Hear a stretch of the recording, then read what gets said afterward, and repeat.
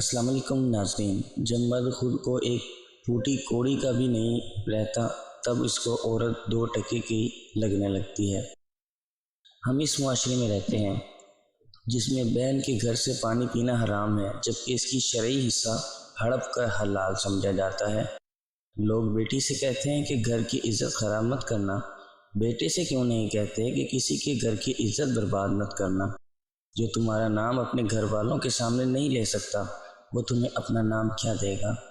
عورت کی قسمت کا انحصار اس کی خوبصورتی یا تعلیم پر نہیں بلکہ اس کی زندگی میں شامل ہونے والے مرد پر ہوتا ہے۔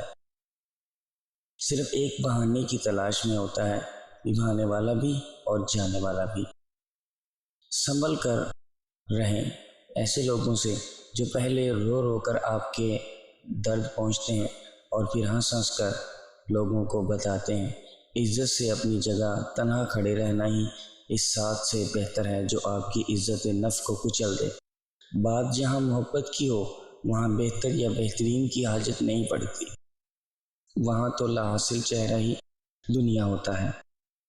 عورت اگر مرد کے ساتھ جسم کے دو حصوں پر نظر ڈال دے تو سمجھ جانا اسے مرد سے محبت ہے۔ پہلا آنکھیں، دوسرا پیشانی۔